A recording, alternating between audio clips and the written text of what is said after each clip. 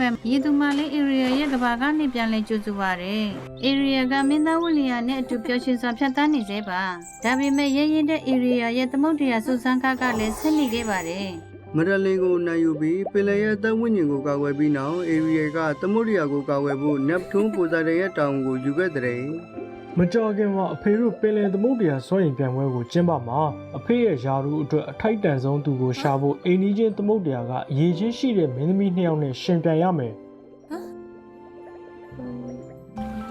area ကသူ့ရဲ့လက်ရှိဘဝကိုကျင်းနေပြီဖြစ်ပေမဲ့လည်းသူချစ်ရသူရဲ့ယုံကြည်မှုကိုမလည်စားလို့တာကြောင့်လာမယ့်စေကုံမှုအတွက်ပြင်ဆင်ဖို့ကြိုးစားခဲ့ပါတယ်။နောက်ဆုံးမှာတော့ပြိုင်ပွဲနေ့ကိုရောက်လာခဲ့ပါပြီ။ရဲတိုင်းရှိမှပင်လယ်ရဲ့သက်ဝိညာဉ်ကိုကြောက်တုံးပေါ်မှာလေးနဲ့စွာထားထားခဲ့ပါတယ်။ပင်လယ်ရဲ့ပြည်သူအပေါင်းကသူတို့ရဲ့ချန်ပီယံကိုရှာဖွေနေကြပါတယ်။ area ပြင်ဝေးလက်ခေါ်တည်တဲ့ပင်လယ်ပြင်မှာခြားလက်ရွေးစေကိုယ်စားလှယ်2ယောက်ကလည်းဒီမိမဲ့တဲ့ယာရုအတွက်ရောက်လာခဲ့တဲ့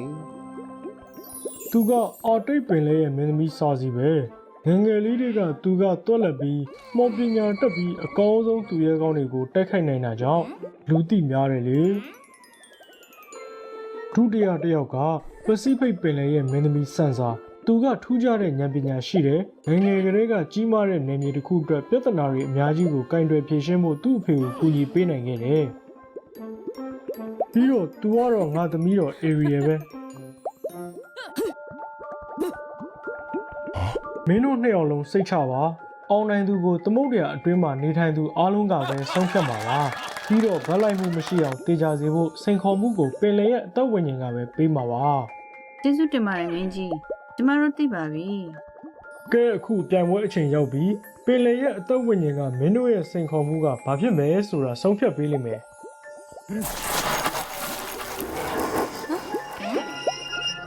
သူတို့3ယောက်ကိုပင်လယ်သက်ဝိညာဉ်ကမီးတော်လောင်နေတဲ့ချော်ရည်ပြည့်နေတဲ့ကျင်းစာသိပ်ပင်လယ်စီကိုခေါ်သွားခဲ့တာပဲဖြစ်ပါတယ်။အဲ့ဒီနေရာမှာကြမ်းတမ်းပြီးကြောက်စရာကောင်းတဲ့ချော်ရည်ဘလူးကြီးရှိတာကြောင့်ဘယ်သူမှမနေကြဘူးလေ။မင်းတို့ရဲ့ကြောင်ဝန်ကပင်လယ်ရဲ့ကျင်းစာတွေကိုဖယ်ရှားပြီးဘလူးကြီးဆောက်ရှောက်ထားတဲ့ယတနာကိုရယူဖို့ပဲ။ပထမတားစီကဂိတ်ဘောက်ကနေလာပြီးမျက်လုံးများကြီးကစောင့်ကြည့်နေလေရဲ့တကားကိုထိလိုက်တာနဲ့ပေါ်ကကြောက်တုံးကြီးတွေပြိုကျပြီးဝေပေါက်ကိုဖုံးသွားမှာပဲဖြစ်ပါတယ်ဟေးငါတို့ဒီကိတ်ကိုဘယ်လိုကြော်ဖြတ်ကြမလဲငါမသိဘူးတနေရာရာမှာထူးခြားတဲ့တော့တစ်ခုကိုရှာရမယ်နဲ့တူတယ်ငါသိပြီနင်တို့ကတကယ်ကိုညံ့မမိရပဲငါ့ကိုကြည့်ထမ်းမြက်တဲ့ဆန်ဆာကမှောင်မတစ်ချက်ကိုချက်ချင်းယူသွားလိုက်ပြီးတကားစီကိုလင်းစေခဲ့ပါတယ်အဲ့ဒီနောက်တခြားမျက်လုံးတွေစပ်ပွင့်နေတဲ့အချိန်မျက်လုံးတစ်လုံးကချက်ချင်းပိတ်သွားခဲ့တဲ့ဒီမကိုဂျားမတကယ်မျက်လုံးပြီးတော့ဒီတကားရဲ့တော့ပဲ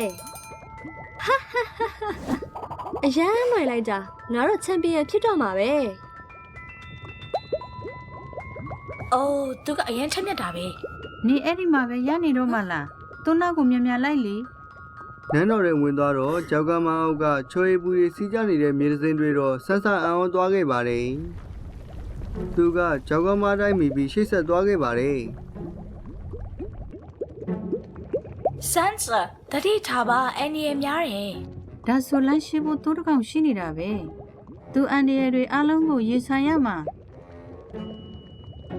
သူတို့တတိထားလိုက်ရုံပါပဲ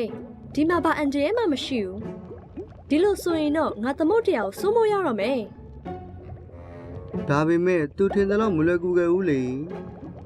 အောက်မှာရှိတဲ့ချော်ရည်ရဲ့ပူကသူ့ရဲ့ရေပြားကိုလော်ကျွမ်းစေုံသားမှာကဆန်းစားရဲ့မိဘတွေဖြစ်ပြောင်းသွားပြီးစိတ်ကိုလှည့်စားလိုက်တာကြောင့်သူဝေဝါးသွားခဲ့ပါတယ်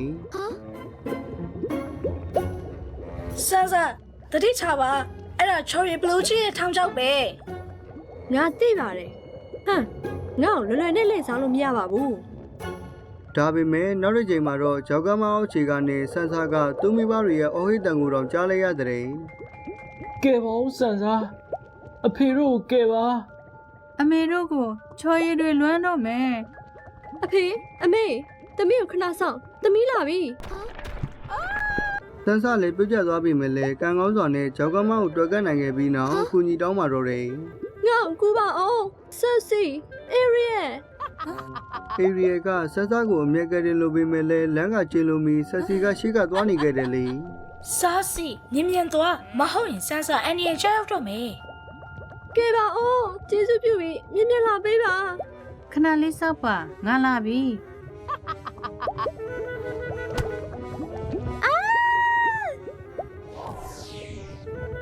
မဖြစ်ဘူးဆန်းစားစိနင်ဘာလို့အဲ့လောက်ရက်ဆက်တာလဲ ငါနေ့တော့ပြန်ဘဲကိုဖယ်ရှားပေးလိုက်တာပဲမဟုတ်လားနေငါကိုယ်တော့ကျေးဇူးတင်သင့်တယ် အခြားရွေးချယ်စရာမရှိတဲ့ area ကဆက်စီရဲ့နောက်ကိုပဲဆက်လိုက်နေခဲ့ရပါတယ်သူတို့နှစ်ယောက်ကချော်ရည်တွေစီးဆင်းနေတဲ့ပေါ်ကကြောက်ကမားကိုနောက်ဆုံးမှာတော့ဖျက်သွားနိုင်ခဲ့ပါပြီသူတို့နှစ်ယောက်အတူတူဘလူးကြီးခေါအောင်ရာချော်ရည်ရဲတိုက်ကြီးရဲ့ခမ်းမကြီးတွေကိုဝင်သွားလိုက်ပါတယ်လူနှစ်ယောက်ကိုတွေ့တော့အရန်အံ့ဩသွားတော့တာပေါ့ စားစိတတိထားငါတို့အရင်အစီအစဉ်ဆွဲတဲ့နေငါတို့နှစ်ယောက်အတူတူတိုက်မှာဘလူးကြီးကိုအနိုင်ယူနိုင်မှာ နေเจ้าနေရင်လေဘေးဖက်နေငါတယောက်တည်းပဲအနိုင်ယူမယ်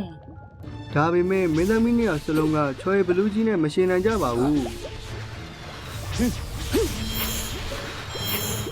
ဆက်စီကသူ့ကိုမော်ပညာနဲ့တိုက်ခိုက်ပေမဲ့လည်းတိုက်ပွဲမှာထိခိုက်မှုမရှိသေးဘူးလေဒါအပြင် area တော့ထိခိုက်သွားစေခဲ့ပါတယ်သူမောဘလူနီးပါဖြစ်နေတဲ့အချိန် area ကဘလူးကြီးရဲ့ခြေထောက်တွေကိုတန်ကြိုးနဲ့ချီနှောင်ထားပြီးဝေးဝေးမသွားနိုင်ဘူးဆိုတော့တီးလိုက်ပါတယ်။အဲဒီနောက် area ကစိတ်ကူးတစ်ခုပေါ်လာပြီး၎င်းကိုကောင်းတဲ့ဖို့ကိုဆုတ်ပြတ်လိုက်ပါတော့တယ်။သူကတန်ကြိုးစီကိုသွားလိုက်ပြီးဘလူးကိုလှောင်ပြောင်လိုက်တဲ့။ဘလူးကြီးလည်းလွန်ဒေါသထွက်သွားပြီး area ကိုပြင်းပြထန်ထန်လက်သီးနဲ့ထိုးပါတော့တယ်။ဘလူးကြီးရဲ့လက်သီးကိုထိတော့မဲ့အချိန်မှာသူမြန်ရှောင်လိုက်ပါတယ်။တစ်ချိန်တည်းမှာပဲသူကဘလူးကြီးရဲ့တန်ကြိုးကိုချိုးပြတ်ဖို့ကြီးမားတဲ့စွမ်းအားကိုဖန်တီးပေးတဲ့ခြုံထက်တဲ့ပစိန်တစ်ချောင်းကိုထုတ်လိုက်တဲ့။ အယူနေတဲ့ချင်းဆက်လို့ဒီဘလူးချင်းငါ့ကိုတောက်ဖို့နေပါလို့တန်ကြိုးကိုဖြုတ်ပေးလိုက်တာလေ မကြောက်ပါနဲ့မင်းလွတ်လပ်သွားပါပြီ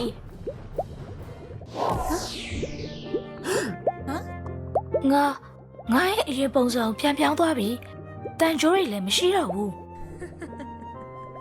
ငါဒီပင်လေကိုအုပ်ဆိုးရိတ်နဲ့ဖရားရဲ့သမီးပါငါအချစ်စိတ်နောက်ကိုလိုက်ဖို့တားမြစ်ထားပြီးဒီမှာအချုံအောင်ခံထားရတာအဲ့ဒါကြောင့်ငါရဲ့ရန်လူစိတ်နဲ့ဒီပင်လေပြင်တစ်ခုလုံးကိုချိန်စေခဲ့တာငါဘာမှမမြင်တော့ပဲငါချစ်ရတဲ့ပင်လေကိုဘေးထုတ်ကဖြစ်စေရဆိုတာငါအခုမှနားလေသွားတာဒီပင်လေကိုပြန်လို့မြောက်စေခဲ့လို့ကျေးဇူးတင်ပါတယ်ငါမင်းကိုဒီရတနာပေးမယ်မင်းကိုအထောက်အကူဖြစ်စေမယ်လို့မျှော်လင့်ပါတယ်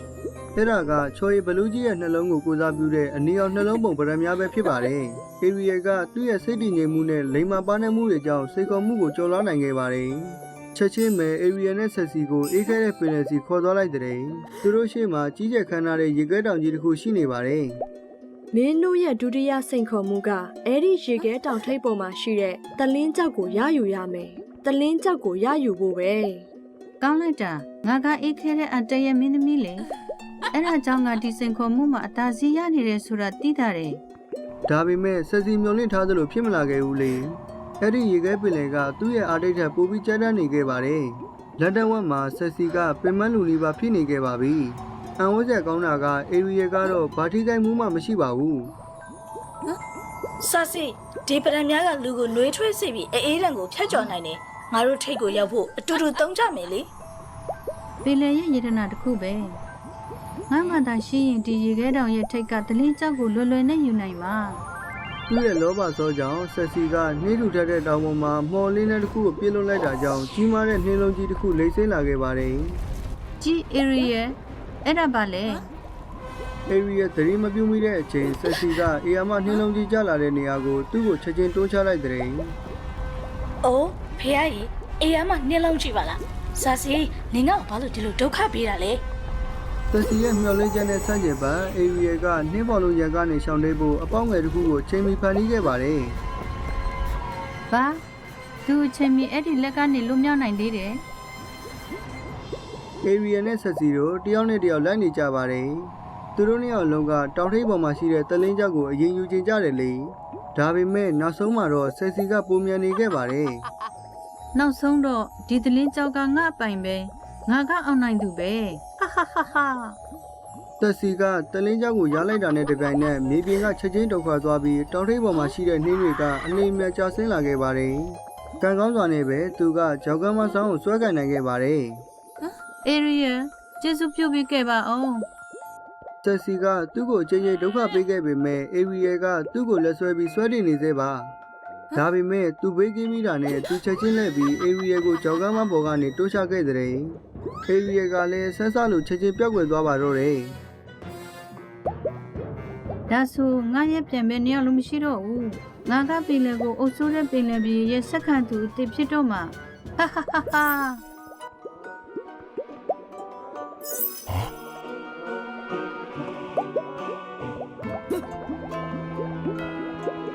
ကျမစိတ်ခေါ်မှုတစ်ခုလုံးကိုကြောက်ဖြတ်ပြီးရတနာနှစ်ပါးကိုပြန်ယူခဲ့ပါပြီအရှင်ရဲ့ဂတိကိုစောက်ရှောက်ပါကျမကိုခရင်ကွာနဲ့ပင်လယ်ရဲ့အသက်ဝိညာဉ်ကိုပေးပါ